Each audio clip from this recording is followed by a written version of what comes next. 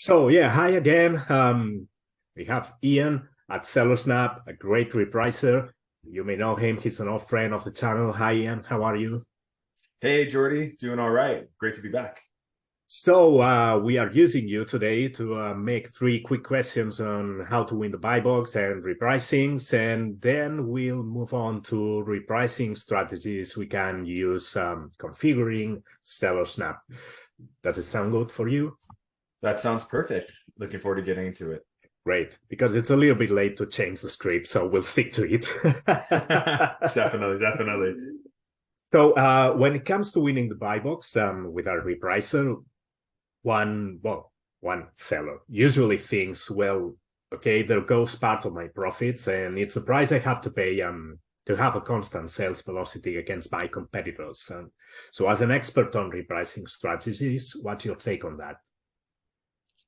Um, so in order to win the buy box, we're we're talking a lot about a bunch of different factors, right? Because we're talking about pricing, we're talking about customer experience, which includes shipping fee, reviews, and everything in between. So yeah, I would agree that in terms of the customer, it is a cost of doing business. You got to make sure that you're putting yourself in the best possible position to capture those sales, considering especially on Amazon, something between 80 and 90% of the sales go through the buy box. Okay, so I can think of several ways to win the buy box to a competitor. Obviously, we have the pricing, having a faster fulfillment using Seller Fulfill Prime or FBA, be the one never breaking stocks. But in your opinion, or based in your data, what are the key factors to win the buy box? I mean, it's not just about pricing anymore. Yeah, that's absolutely correct. So winning the buy box historically was a lot about pricing. The reason is because Amazon considers themselves the most customer-centric company on the planet. That's their mission and value statement. It's all about convenience. It's all about convenience, and it's all about really putting the customer first. So what that means is that there's a bunch of things that need to be taken into account when Amazon is essentially marketing your products, right? That's what you pay Amazon for, the referral fee, the marketing fee. And price is a big one, because if I as a consumer can go to a different marketplace, like e-commerce marketplace, that is, whether it be Walmart and or Postmark or Etsy or eBay or any of these e-commerce platforms, then what is stopping me from going there to get my goods rather than going to Amazon? And so Amazon considers a bunch of different factors in that. They look at pricing, they look at convenience, they look at customer service, which is why Amazon and FBA is such a cool thing for a lot of sellers, because they handle the logistics of it, they handle the customer service and everything in between. But in order for Amazon to keep that level of service and everything moving forward, they're looking at pricing. They're looking at shipping time, which in FBA they control, but FBM, the merchant controls. But they're also looking at things like your reviews, your IPI score, which is your inventory performance index. Yeah. Index. Index. That's right. Yeah. Thanks.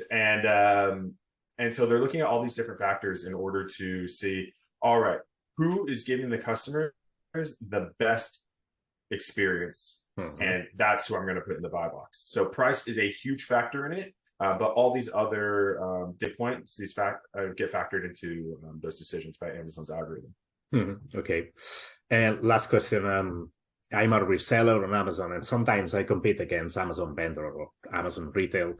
And yeah, they are so aggressive when it comes to pricing.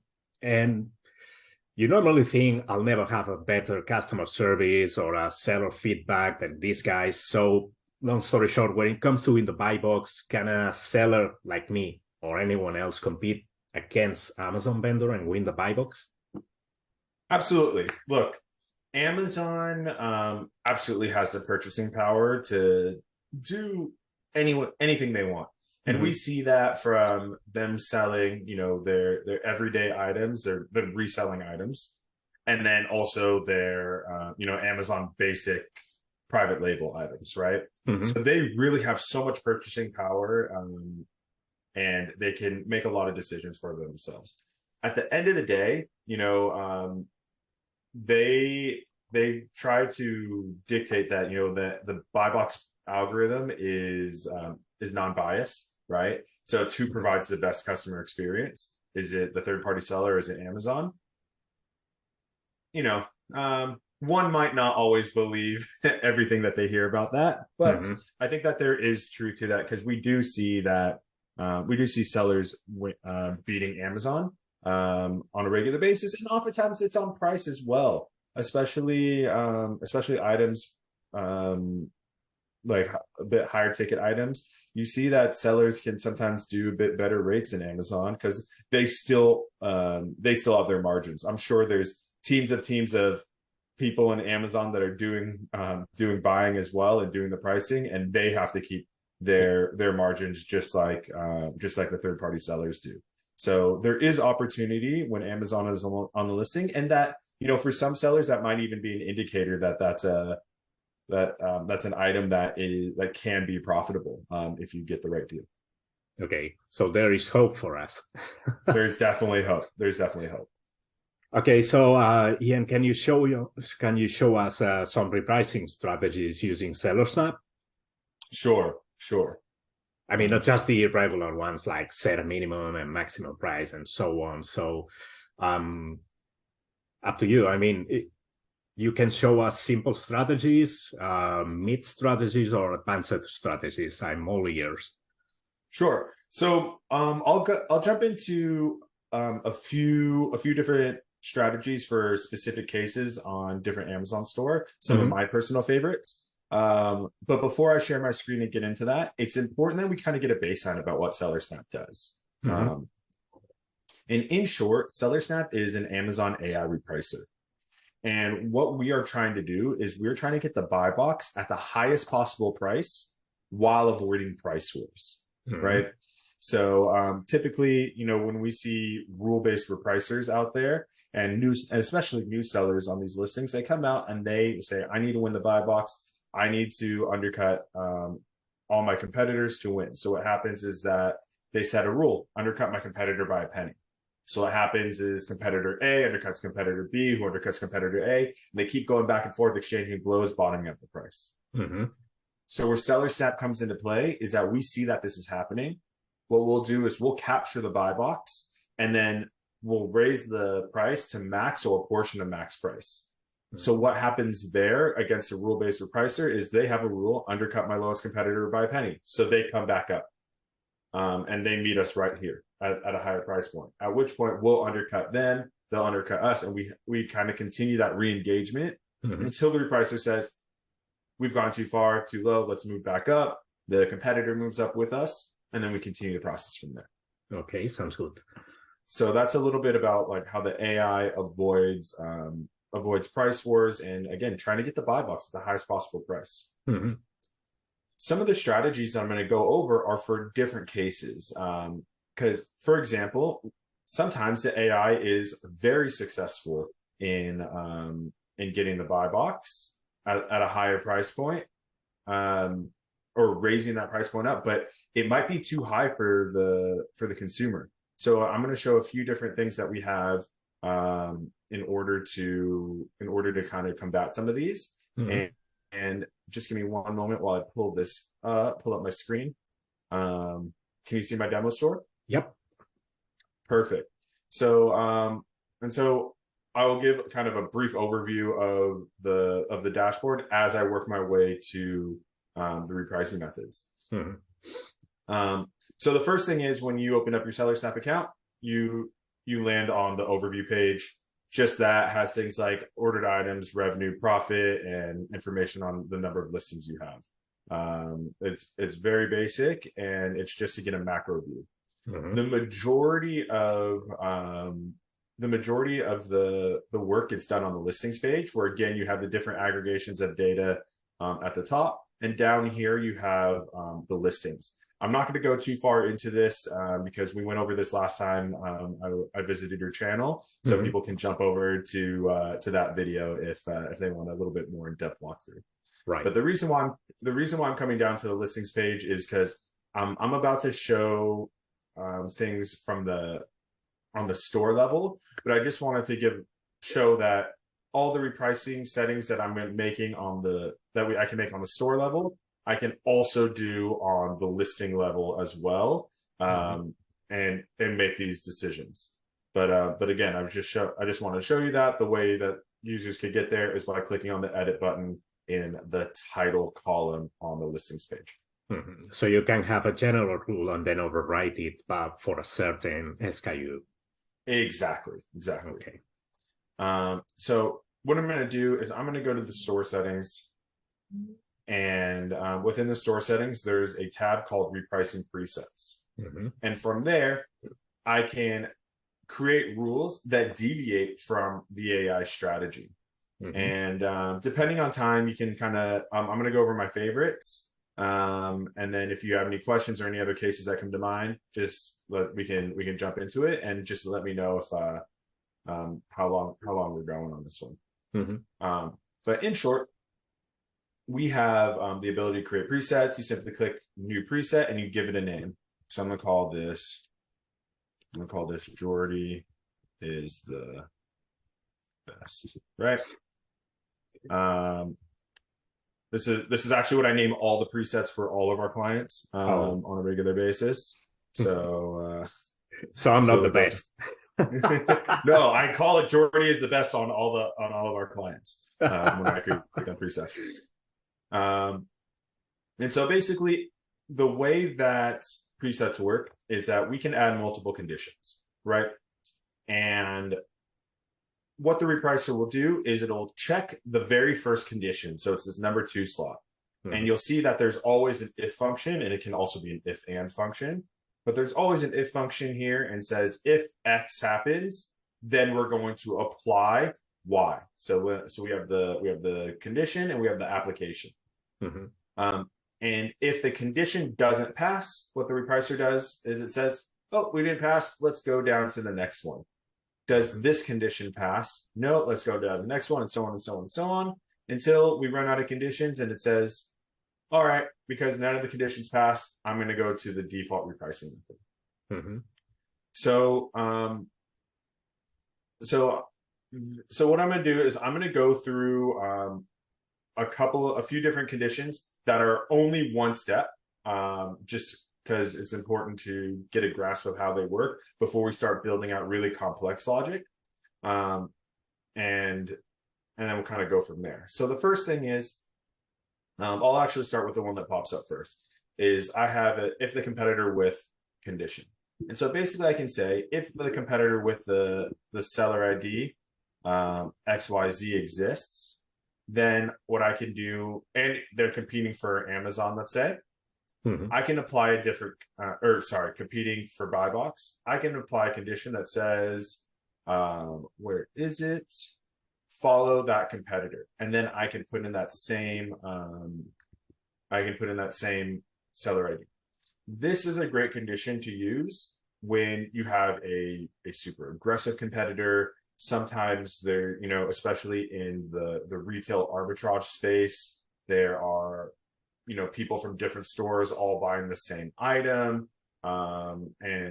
Or sometimes, you want to, like you're buying as a wholesaler from a manufacturer, but that manufacturer is also on Amazon and you're not trying to tank the price for the both of you.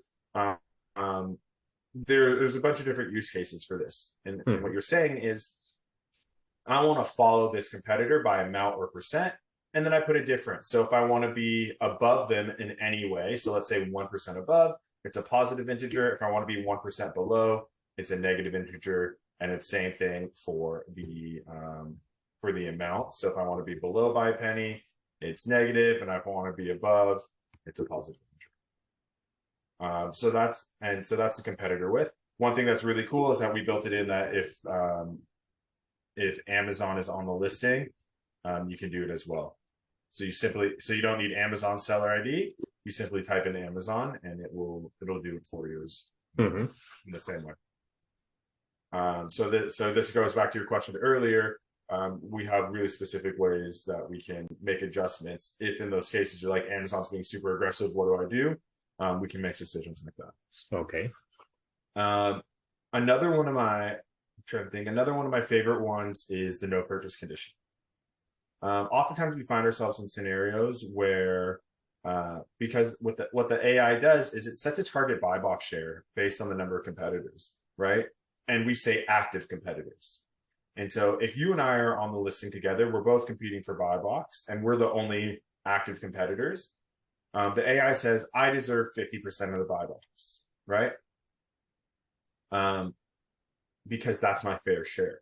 But there are some scenarios where we do our job, right? Where the AI we're getting our 50% of the buy box share and we're doing it at a really high price point. But because of the price point, it's not selling.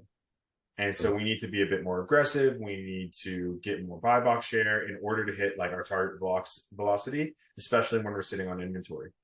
So what I might do is I might say, if I don't have a purchase in the last 2 hours, 6 hours, 24 hours, for example, what I want to do is I want to use SellerSnap's win buy box strategy. And from there, I could set a target buy box share of, in this case, we were 50%. So maybe I want to go to 60% or 70 or 80. And basically what we'll do is that we'll be more aggressive in order to hit that 80% threshold, at which point we'll back off. So this is a really great opportunity to be more aggressive in the situations where you need to be more aggressive. Those might be situations where you have aggressive competition, we have a lot of inventory, we have inventory that's has a high inventory age, meaning you're racking up storage fees. You might want to use a condition to start to liquidate those items, sell out, get that cash back and reinvest it into your business. Okay. Oftentimes what we see with this condition is sellers like our yo-yo method. And basically what the yo-yo does is at a certain interval, it will bring the price up to max for a certain period of time. And so in this case, you say increase price every X amount of minutes. Let's just see, for example, like I like to do once a day. So we go 24 by 60. It's 1,440 minutes. 1440, and then I might stay at that max price for 30 minutes. So once a day, what I do is I move up to max, and I wait there, see if I can bring my competitors up, and then I can re-engage with them after that. So the yo-yo method can be really helpful in order to try to bring that price up, especially in the times that you're not using Amazon's AI or SellerSnap's AI, but still want to try to maximize your profits as much as possible. Okay. The last one I wanted to speak about is regarding something I touched on previously is inventory age. And so we have the ability here to add another condition where we have inventory age. And if I have inventory age above, let's say, we have 365 days, 270, 180, and even 90. And if I have more than one item, let's say, then I might want to use that win buy box method again, or find another way to, reduce the price. If it's a set to last purchase price condition or recurring price change, which I would need a negative value, right? To keep reducing the price until I sell out that inventory. One of the things that I see a lot of our clients doing that is, instead of doing something like this where the inventory age is by itself, they'll couple it in with the no purchase condition, which is really cool, right? So they'll say, if I have more than one item and I'm not getting sales, that is when I want to be aggressive. And so that's a super handy strategy in order to move those items that you're starting to rack up those storage fees with. Okay. So this is a tricky question, but what happens when two competitors are using the same repricing strategy? In terms of, like, if they're both using the AI? Yeah. So if they're both using the AI, first thing to remember is that SellerSnap is blind to the fact that, you know, this other competitor is also using SellerSnap. Yeah. So to SellerSnap, it's just another repricer. Competitor. Okay. Just another competitor, right? Mm-hmm. In a perfect world, and I'll explain why I mean perfect world, the price is going because both the repricers are trying to raise the price and would have the same target buy box share and everything. The prices would go up, right, and stay there. But the reason why I say perfect world is because there's a lot of other factors that come into play. Yeah. For example, if you and I were both using the AI repricer, but we had different mins and max prices, and your min price, your min price is lower than, let's say maybe even your max price is lower than my min price, you would just dominate me using SellerSnap's AI and it wouldn't matter, right? So there's a lot of different factors that come into play, and those are very basic baseline factors, and that doesn't take into account if a competitor is using SellerSnap and then using conditions like this. Yeah. So so there's a lot of different things that can come into play there. And then there's the other one. I mean, not doing the numbers. This is something I find a lot of times when I'm reselling on Amazon. That my competitors, well, they don't have a PL account, or they don't know the exact fees they are getting for selling that item or whatever. So we are both losing money. Right, definitely. It's a tough one. You know, when like we like to assume that, like, we would like to assume that everyone out there knows what they're doing, but the fact of the matter is that they don't. Absolutely not. So we have to find ways to protect ourselves. Ways that we can protect ourselves is like having you know, really solid knowledge about our profit and our ROIs and and in turn our mins price and our max prices, especially when it relates to, you know, my cost of goods sold and what kind of return I want to see, taking into account referral fees, FBA fees, and especially for, you know, sellers like you in Europe, especially with your European stores. I mean, there's also factors that come into play with FBA, shipping across borders, and all those fees that come into that space as well. So it gets really, really difficult, and we see that, you know, more experienced sellers are more dialed into that, where the newer sellers have to, you know, go through that learning curve. Yeah, absolutely. So Ian, thanks a lot. It was great meeting you again, and thank you for the repricing strategies. And if you want to find more strategies, you can have a demo account, use SellerSnap, play with it a little bit, or even book a demo with Ian or one of your workmates. So he can show you more strategies or work with you to create new strategies from scratch. So again, thanks a lot. All right, Jordy, thank you so much. Thanks so much for having me, and it's always great being back here. Great. So we'll hopefully meet each other next month with more repricing strategies. I'm game if you're game. Great.